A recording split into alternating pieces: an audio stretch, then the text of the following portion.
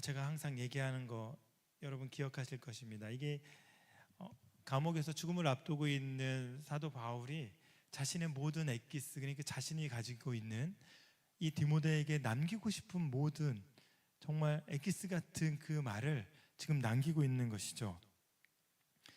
디모데를 향한 마음이, 사도 바울이 디모데를 향한 마음이 예수님께서 제자들을 향한 마음이었고, 그 마음을 배운 것이었고 닮은 것이었고, 또 그 마음 또한 주님께서 우리에게 주시길 원하는 그런 마음을, 우리가 그 주님의 마음을 우리가 좀 말씀을 통해서 더 깊이 경험했으면 좋겠습니다. 어느 의사 목사님, 의사 출신이신데요, 그 목사님께서 저에게 이런 질문을 하셨습니다. 부모가 아이들에게 모든 역할을 다 해주면 아이들이 아이들에게 하나님께서 개입할 틈이 어디 있을까요? 이렇게 얘기하는 거예요. 개입할 틈이 있을까요? 그러니까 자녀 교육을 부모들이 너무 열심을 내는데, 그러면 하나님이 개입하실 수 있는 그 여지가 없지 않냐, 이렇게 물어보시는 거였습니다. 그래서 제가 그 목사님께서 그 부모의 과도한 신앙교육, 그거에 대한 걱정이셨던 거죠. 그게 부정적인 시각이 약간 있었던 것 같습니다. 제가 이제 마태복음 28장을 통해서 말씀을 드렸는데요, 먼저는 자녀는 부모의 제자가 아니라 예수님의 제자입니다, 이렇게 말씀을 드렸어요. 그러면 제자를 그냥 내버려 두면 제자가 될까요? 여러분, 그냥 버려두면 제자가 될까요? 잡초를 그냥 버려두면, 아니면 곡식을 그냥 버려두면, 요즘에 뭐 유기농이라 그러지만 유기농도 가꾸지 않으면 유기농이 될 수가 없어요. 온갖 해충과 모든 그 벌레들 다 먹어버리거든요. 근데 그냥 내버려 두면 절대로 안 돼요. 가꾸는 거죠. 제자 삼는 거죠. 그래서 자녀들도 마찬가지입니다. 부모가 양육하는 거, 신앙 교육하는 거는 부모의 제자 삼는 것이 목표가 아니라 주님의 제자 삼기 위함입니다. 그래서 더 이 땅의 모든 교육 방법보다도 더 철저하게, 더 열심히 부모가 양육을 해야 합니다, 말씀을 드렸어요. 그것이 마태복음 28장에 모든 민족으로 가서 제자를 삼고 아버지와 아들의 이름으로, 성령의 이름으로 세례를 베풀고 또 제자를 삼으라, 이런 말씀, 지상 명령, 이 말씀, 그 말씀을 자녀들에게 적용하는 것, 그것이 부모의 사명이라고 말씀을 드렸는데, 그때 이제 이해를 하시는 것 같았습니다. 분명히 이 아이들이 주님의 제자로 성장하게 되고, 그 성장하는 아이들이 듣고 믿었던 그 복음, 배웠던 그 말씀을 또 다른 사람들에게 전하는, 이것이 디모데 후서 2장 1절 2절 말씀, 지난주에 우리가 전했던 말씀 아니겠습니까? 그것이 우리 믿음의 부모의 목표고 또 목회자들의 목회의 목표입니다. 그래서 신앙의 독립은 내 신앙을 지켜내는 것이 끝나는 것이 아니라 또 다른 제자들을 양육하도록 세워지는 것, 그것이 그 신앙 독립의 목적입니다. 우리 말씀심령교회 성도님들, 여러분이요, 여러분의 신앙을 지키기 위해 살아가는 존재들이 아닙니다. 하나님의 자녀들이 그냥 내 신앙을 지키는 그런 사람들이 아니라 내 신앙을 지켜낼 뿐만 아니라 다른 사람의 신앙을 북돋아주는, 그래서 하나님이 또 여러분을 통해서 믿음의 선한 영향력을 끼치는 삶으로 살아가길 소망하는 거죠. 여러분, 그 마음에 사도 바울은 디모데에게 귀한 말씀을 전하고 있는 것입니다. 그래서 오늘 본문은요, 사도 바울이 디모데의 정체성을 견고하게 세워주기 위해서 세 가지 비유로 말씀하고 있습니다. 여러분, 정체성에 대한 설교를 할 때마다 제가 생각나는 목사님이 있어요. 2000년도에 제가 미국에 잠깐 갔는데 한 2년 정도 거주하면서 그 목사님 교회를 다녔습니다. 순복음교회 목사님이신데요, 목사님은 그 미팔군 부대에서 이렇게 음악을 하셨던 분이에요. 사모님은 또 노래를 부르셨던 분이에요. 그러니까 이제 처음부터 찬양을 하셨던 분은 아닌데 은혜를 받고 미국에서 신학을 하고 목회자가 되었습니다. 근데 목회자가 돼서 2대 자녀들을 거기서 낳은 거예요. 그러니까 딸 2명을 낳았는데 이 딸들이 한국말을 너무 유창하게 해요. 굉장히 잘합니다. 그러니까 한국말을 너무 유창하게 하는데 목사님께 한국말을 너무 잘한다 이렇게 여쭤봤는데, 이 딸들에게 한국인의 정체성을 심어주기 위해서 항상 비디오를 보여주는데, 그 당시 이제 비디오를 보여줬거든요. 비디오를 보여주는데 그 사극 이런 걸 보여주는 거예요. 사극. 그러니까 이 아이들이 우리나라의 고전 언어를 너무나 잘하는 거예요.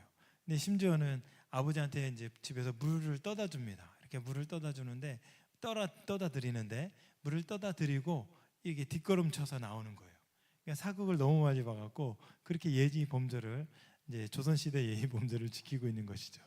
그러니까 그 아이들은 미국에서 태어났지만 철저하게 한국인의 정체성을 가지고 있는 거예요. 목사님이 그렇게 이 아이들을 가르친 것입니다. 여러분, 정체성은요, 나라와 장소와 시간을 초월하여서 내가 누구인가, 누구로부터 나왔는가, 이것이 정체성의 뿌리입니다. 나는 누구인가. 여러분 누구이십니까? 여러분 누구세요? 온유, 너는 누구니? 아빠가 가르쳐준 정체성은 뭐야?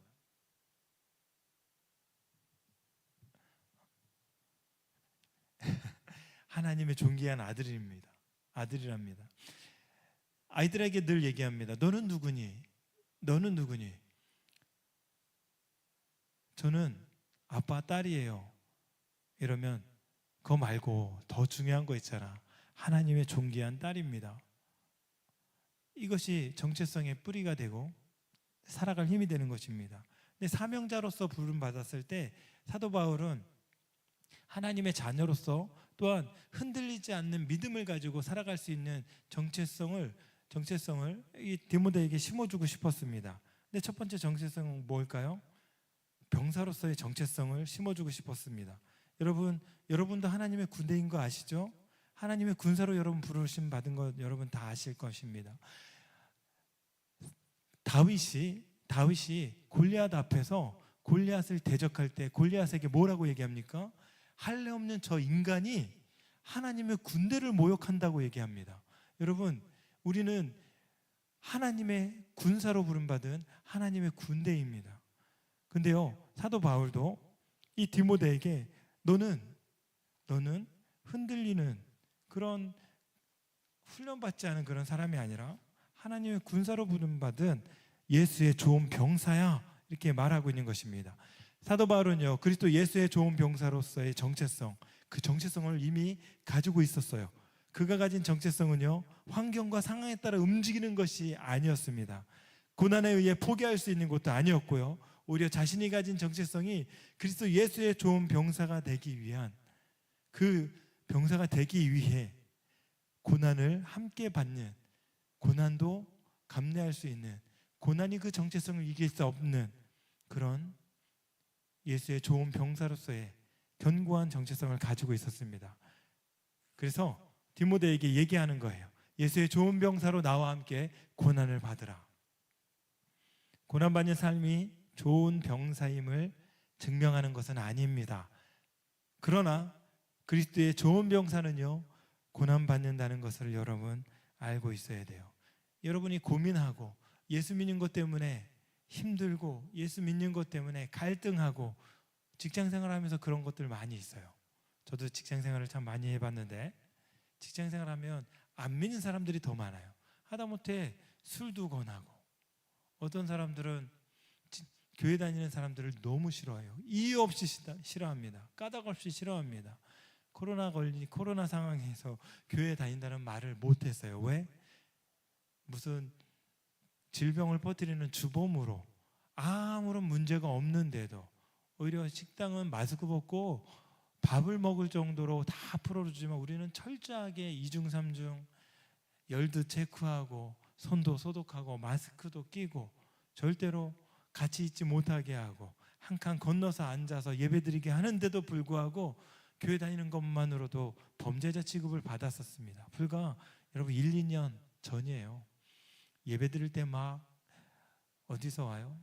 공무원이 와갖고 막 조사를 합니다. 달래고 설레서 우리는 철저하게 지키고 있다고. 그래서 이제 보내드리곤 했는데 그럼에도 불구하고 교회 다닌다는 것 자체를 말을 못했어요. 이거 다 고난 받는 거예요. 예수님 때문에 여러분이 받지 않아도 될 고난을 받는 거예요. 그런데요, 이렇게 고난 받는 게 여러분 다 하나님이 보시기에는 기뻐하신다는 것입니다. 고난이 싫어서 우리가 움츠리고 있는 것이 아니라 오히려 그것 때문에, 예수님 믿는 것 때문에 애매히 받는 고난을 기뻐하는 그런 여러분에게 그런 은혜가 있기를 소망합니다. 그 기쁨이요, 여러분의 기쁨이 아니라 하나님이 여러분을 기뻐하는 줄로 믿습니다. 아멘. 그래서 좋은 병사는 자기 뜻대로 살아가는, 그런 고난도 기꺼이 받아내는 그런 사람인 줄로 믿습니다. 사도 바울은 자신처럼 디모데에게 병사로 모집한 자를 위해 살라라고 말하는 거예요. 병사로 모집된 사람은요, 자기 생활에 얽매이는 사람이 아니다, 이렇게 얘기하는 겁니다. 우리 사절 한번 읽어보겠습니다. 병사로 복무하는 자는 자기 생활에 얽매이는 자가 하나도 없나니 이는 병사로 모집한 자를 기쁘게 하려 함이니라. 아멘. 자기 생활에 완전히 철저하게 율법적으로 모든 삶이 얽매이지 않는 삶이 아니라는 것이 아니라 그런 삶을 사는 사람이 하나도 없다는 거예요. 군사로 부름받은 병사의 삶, 군사의 삶을 살아가는 그런 삶은요, 자신의 삶에 얽매이지 않는 것은 그 삶의 목적이 자신의 만족과 기쁨이 아니라 부르신 자, 더 큰 권위를 가지고 있는 자, 나를 부르신 그분에게 그 초점이 맞춰져 있다는 것입니다. 그분을 기쁘시게 하는 삶이라는 것입니다. 어떻게 고난의 삶이 부르신 자를 기쁘게 할까요? 이것이 크리스천들의 비밀이에요.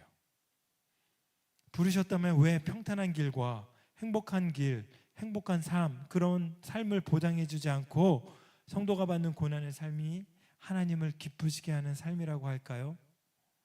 그것은 그 삶의 목적이 자기에게 토대를 두지 않고 복음 위에 토대를 두고 있기 때문입니다. 여러분, 예수님이 십자가에 못 박혀 죽으셨어요. 세상의 그 어떤 고난보다도 큰 고통과 고난을 받으셨죠. 하나님이 고개를 돌리실 정도로 외면당하는 너무나 큰 고통이었지만, 그 고통을 통해서 인류가 전혀 다른 기쁨을 얻을 수 있는 그런 은혜가 우리에게 주어진 것입니다. 그런데요, 이 법칙이 그대로 우리 삶에 적용이 됩니다. 반대로 우리가 십자가와 함께 죽는 삶, 십자가와 함께 고난받는 삶, 십자가를 전하기 위해서 예수 그리스도의 삶을, 그 길을 걸어가는 삶을 살아갈 때 하나님이 동일하게 여러분을 기뻐하시는 거예요. 제가요, 결혼식에서 가장 많이 듣는 말이 뭔지 아세요? 꽃길만 걸으세요 그래요. 꽃길만 있기를. 여러분, 세상에 꽃길만 있는 것은 어떤 길도 없습니다. 여러분, 제가 보니까 부자들도요, 재벌들도요, 우울증에 걸리더라고요. 재벌들도요, 스스로 목숨을 끊는 사람이 굉장히 많더라고요. 꽃길이 있습니까? 삶의 고난이 있을 때, 삶에 여러분 꽃길만 있으면 그 길이 굉장히 평탄할 것 같지만 그렇지 않아요. 가장 사고가 많이 나는 길이 어떤 길인지 알아요? 고속도로 길이 뻥 뚫려 있는 그런 길입니다. 삐뚤빼뚤한 그런 길에서 사고가 많이 나지 않아요. 오히려. 왜요? 고속도로 편하니까 좋거든요. 요즘에 뭐 자율주행으로 해서 막 자율주행 차가 있지만 자율주행도 위험합니다. 삐뚤빼뚤한 길, 운전하기 힘든 길, 그런 길에서 오히려 사고가 나지 않는 거예요. 고난이 그래서 내게 유익이라 이로 말미암아 주의 율례를 배웠노라. 여러분에게 주어진 예수 믿는 것 때문에 힘들고 어려운 길, 그런 상황과 그런 어려움 때문에 오히려 내가 주님과 한 발자국 다가가는 은혜가 있는 줄로 믿습니다. 그런 것으로 우리는 고난을 선용할 수 있는 것 같습니다. 복음을 위한 성도의 고난은 너무 특별합니다. 그 특별함은 복음이 흘러가는 것으로 증명되는 거예요. 성도의 고난은 자신의 문제 해결에서만 멈추는 것이 아니라 복음을 위해 고난받는 그런 삶, 그 삶이 하나님을 기쁘시게 해드린다는 것이죠. 그것이 이 땅에서 사람들이 우리를 채울 수 없는, 이 땅에서 뭔가 채워지지 않는 그런 삶이 그 복음으로 채워지는 삶으로 하나님이 그것을 기뻐하신다는 것이죠. 고난 자체가 하나님을 기쁘게 하는 것이 아니에요. 이것을 헷갈리면 안 돼요. 여러분이 가지고 있는 힘들고 어려운 삶 자체가 하나님을 기쁘시게 하는 삶이 아니라 복음을 위해 받는구나, 하나님 나라를 위해서 쓰임받기 위해 몸부림치다가 얻는 어려움들, 그것이 하나님을 기쁘시게 한다는 것이죠. 성경 우리를 모집했다, 더 큰 권위자가, 창조자가, 우리 주님이 우리를 모집했다고 합니다. 부름받았다고 하는 거예요. 더 큰 권위 아래 놓여 있음을, 우리 정체성을 그 권위 아래 있음을 말하고 있는 것입니다. 우리는 부름받기 이전의 삶과 이후의 삶이 완전히 달라야 됨을 믿습니다. 그래서 전혀 다른 피조물로서 우리는 살아가게 되는 것이죠. 목회자의 삶뿐만 아니라 여러분의 모든 삶이 그렇다는 것입니다. 여러분, 자기 생활에 얽매이지 않았다, 얽매이지 않는다, 이거는 어떤 의미냐면요, 교회 생활에만 얽매인 삶이 아니다라는 거예요. 교회 생활만 하나님이 기뻐하시는 삶이 아니라는 거예요. 자기 생활에 얽매였다, 얽매이지 않는다라는 것은요, 우리가 이원론적인 생각으로 우리가 정말 열심히 봉사하고 열심히 기도하고 심지어는 열심히 말씀 보고 그것으로만 우리가 자녀임을 증명하는 삶이 아니라는 거예요. 여러분 삶이, 여러분 생활이 살아있는 성경이 되고 살아있는 몸으로 보여주는 작은 예수의 삶을 살아갈 때에, 그것이 교회 바깥에서도 동일하게 그런 삶을 살아낼 때에 그런 삶이 자기 생활에 얽매이지 않는 그런 삶인 줄로 믿습니다. 그래서요, 보면은 하나님을 믿는 그런 기업을 보면 너무나 그 목적이 너무나 선명합니다. 돈을 벌어서, 선교사님들을 위해서 돈을 벌어서 너무나 초라하고 정말 작은 자들, 감옥에 있는 사람들, 또 고아원에 있는 사람들, 또 남들이 돌아보지 않는 사각지대에 있는 사람들, 또 우리처럼 개척한 그런 교회들, 너무나 신기한 게요, 개척한 우리 교회를 돕는 교회가 있는데 개척한 교회가 도와요. 그런 분들은 얼마나 귀합니까? 자기 생활에 얽매이지 않고 자기 삶에 얽매이지 않고 하나님께 나아가는 거예요. 여러분, 자기 생활에 얽매이지 않는다는 것은요, 여러분이 혹시라도 영적인 생활, 그것에 너무 몰두하다 보니 하나님을 멀리하는, 오히려 하나님 뜻과 멀어지는 삶, 그것은 자기 생활에 얽매이는 삶이에요. 우리가 영적이라는 것은요, 더 많이 기도해서 이 땅을, 이 속세를 떠난다, 이런 사고를 가지고 있는 것이 아니라 오히려 세상에 침투하고 하나님 나라를 그곳에 어떻게 이루어낼 수 있을까 고민하고 주님 앞에 조금 고단해도 그런 삶 가운데 나아가는 것. 그래서 우리의 삶이 우리의 생각으로, 우리의 목적으로 얽매이는 것이 아니라 주님, 하나님 목적을 이루기 위해서, 하나님 나라를 위해서 쓰임받는 삶으로 나아가는 것, 그것이 얽매이지 않는 삶인 줄로 믿습니다. 그래서 여러분은 어디에 있든지, 직장에 있든지, 사업장에 있든지, 이 예배당에 여러분이 예배하고 있든지 하나님께서 여러분을 부르셨다는 이 부르심, 그 정체성, 그것을 잊지 않길 소망합니다. 디모데는요, 이 부르심을 받은 디모데는요, 뭔가 굉장히 하나님 앞에 탁월한 사람은 아니었던 것 같아요. 굉장히 유약하고 연약했던 그런 사람으로 이 학자들이 봅니다. 군인으로 선발됐다는 것은 뭔가 체력이 갖춰져 있고 좀 근육이 있고, 우리 온유가 맨날 팔 근육 이렇게 힘주면서 뭔가 자기는 무슨 근육이 있다고 막 그러는데, 못 알아듣는 말로 계속 자랑해요. 통뼈하다, 근육이 막 힘줄이 막 있다고 막 자랑하는데 저랑 별로 이렇게 차이가 안 나는 것 같아요. 저는 운동도 안 하는데.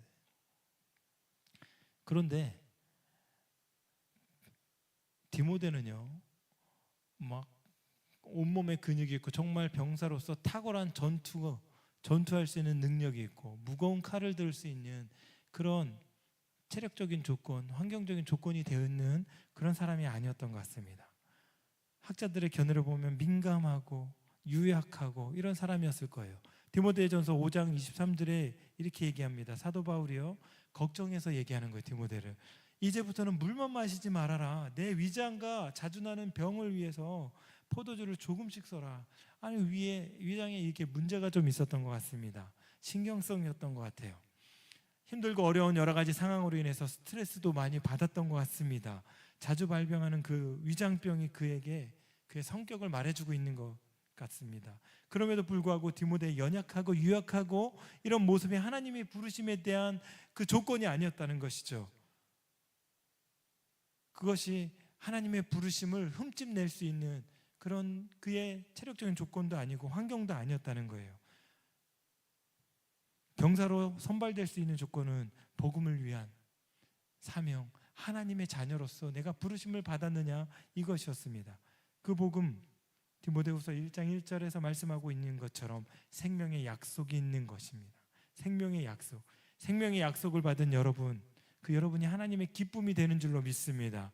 여러분 선발된 하나님의 군사임을 여러분 잊지 마시기 바랍니다. 두 번째 정체성이요, 경기하는 선수입니다. 경기하는 자가 5절 함께 읽겠습니다. 시작. 경기하는 자가 법대로 경기하지 않으면 승리자의 관을 얻지 못할 것이며, 이 당시 고대 그리스의 올림픽에서는요, 승리하는 사람에게 뭘 줘요? 월계관을 줘요. 월계관을 씌워주는데요, 우리나라도 가끔씩 월계관 씌워주잖아요, 육상 선수들에게. 그래서 이 선수의 명예를 높여주기 위한 그런 의식이었습니다. 경기하는 자의 최종 목적이요, 승리하는 것인데요, 그 승리는 어떻게 주어지냐? 경기하는 과정 속에서 절대로 편법을 써서는 안 됩니다. 법대로 경기해야 되는 거예요. 아주 오래전에, 약 10년 전에 영국의 일간지에 신문에 이제 기사가 났습니다. 영국의 마라톤에서요, 약 5천 명이 실격하는 그런 초유의 사태가 일어났습니다. 여러분 들어보셨나요? 5천 명이나 실격했대요, 마라톤에서.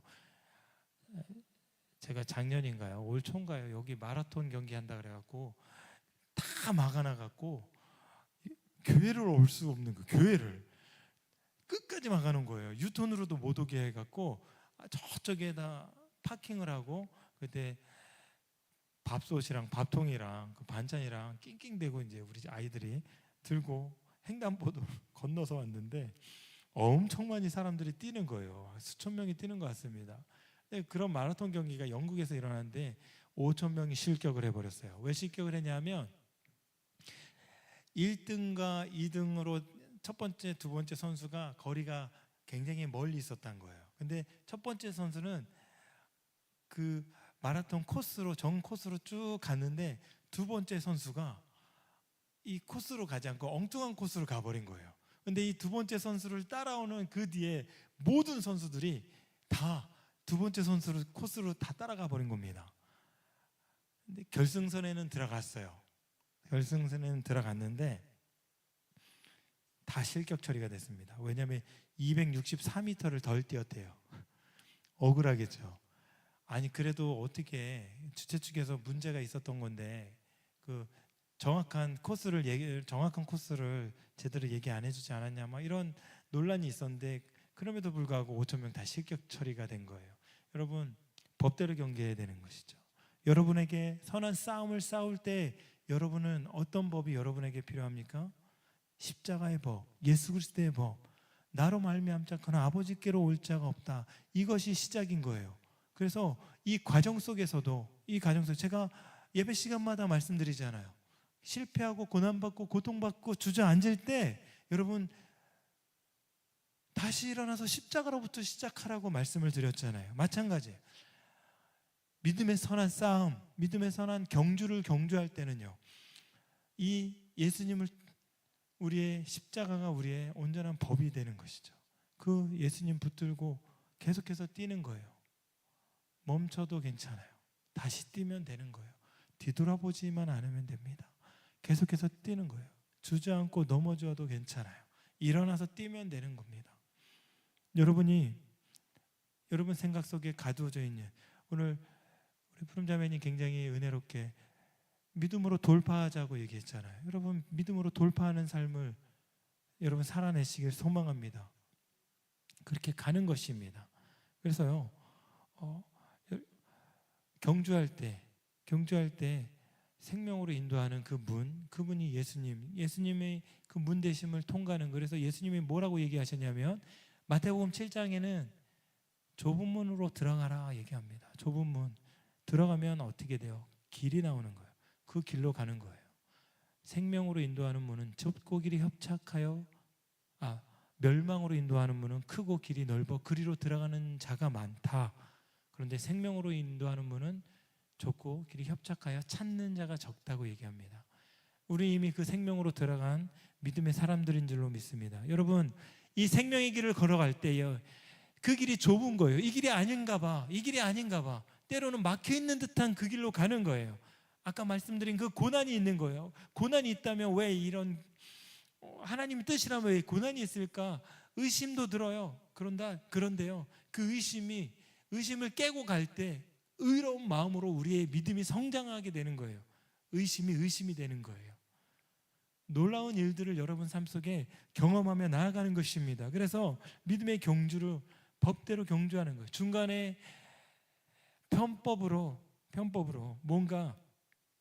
편법으로 편하게 신앙생활 해야지, 그것이 아니라 우리에게 하나님이 기뻐하시는 그 믿음의 법칙대로 끝까지 그 예수 그리스도의 십자가 붙들고, 십자가 놓고 싶을 때도 너무나 많지만 그럼에도 불구하고 끝까지 그 붙들고 십자가 의지하며 나아가는 것입니다. 여러분, 세상의 경주는 1등, 2등, 3등, 4등 딱딱딱딱 나눠서 금메달, 은메달, 동메달 다 줍니다. 그러나 하나님의 자녀의 경주는 완주하는 하나님의 자녀들, 여기 봐요. 200m 조금 덜 뛰어서 다 실격 처리되잖아요. 우리는 십자가만 붙들고 끝까지 완주하면 그 길 끝에서 누가 너른 품으로 우리 안아주실까요? 우리 주님이 그래, 잘했다, 힘들었지, 고생했다, 내가 안아줄게. 주님의 품에서 모든 수고와 고통과 어려운 마음들을 한순간에 다 눈 녹듯이 다 사라질 줄로 믿습니다. 할렐루야. 마지막으로 수고하는 농부의 정체성입니다. 수고하는 농부는요, 곡식을 먼저 받는 것이 마땅하다라고 얘기합니다. 수고하는 농부는 또한 자신의 사명을 온전하게 감당하는 사람입니다. 그 사명 끝에 보상이 있음을 말해줍니다. 그 보상을 그 경기하는 자랑 어떻게 보면 똑같죠. 완주했을 때 우리에게 주시는 하나님의 생명의 약속이 있는 것처럼 고난이 있을 것이라고 말하지만 받을 보상에 비하면 고난쯤은 그저 지나가는 바람같이 여길 수 있는 것이죠. 또 수고하는 농부는요, 피곤하게, 곤비하게, 고통스럽게 살아가지만 그럼에도 불구하고 그 보상, 그 은혜 때문에 오늘도 버티며 이겨내며 자신의 일들을 묵묵히 감당합니다. 이른 새벽부터 해가 떨어질 때까지 곡식을 가꿉니다. 곡식을 가꾸는 이유는 한 가지죠. 양식을 보다 많이 얻기 위함입니다. 그러나 농부는요, 열심을 내서 농작물을 가꾸지만 농부도 어쩔 수 없는 상황이 있습니다. 농작물에 꽃이 피고 열매가 맺히는 것은 전적인 하나님의 은혜입니다. 여러분 삶 속에 열매가 맺고 여러분 삶 속에 꽃이 피고 정말 풍성한 은혜가 있는 것, 전적인 하나님의 은혜인 줄로 믿습니다. 그래서 모든 일을 한 후에 나로 나된 것은 다 하나님의 은혜다라고 고백하는 우리 귀한 말씀 심는 교회 성도님들 되시길 소망합니다. 인간의 노력으로 농작물이라는 보상을 받았지만 그 농작물은요, 하나님이 주시는 것이에요. 그것을 농부는 잊지 않게 되는 것입니다. 열매를 수고와 노력으로 얻는 보상이라고 말하지만 그것 또한 하나님이 주신 것, 그것을 우리가 잊지 않기를 소망합니다. 고난만 있는 것이 아니라 고난으로 인한 보상이 우리에게 주어질 것입니다. 그 보상은요, 그 고난, 어려움, 상처 모든 것을 상쇄하고도 남을 수 있는 우리에게 기쁨을 선사할 수 있는 그 보상인 줄로 믿습니다. 설교를 마치겠습니다. 하나님께서 우리를 부르신 부르심에 합당한 적재성, 그 정체성 여러분 그 정체성 위에 서길 소망합니다. 우리 삶과 존재를 그 정체성 위에 올려두시길 소망합니다. 흔들리지 않는 믿음은요, 믿음의 뿌리 내린 그 정체성으로 견고해지는 그런 신앙을 우리에게 선물로 줄 것입니다. 앞에서 언급한 세 가지 정체성의 공통점 무엇이냐면요, 목적을 위해 자신 삶을 녹아냈다는 거예요. 순종했다는 거예요. 하나님을 위해 예수님의 복음, 그 사명을 위해 감당하는 그 자리에 머무는 우리 말씀 씹는 교회 귀한 성도님들 되시기를 소망합니다.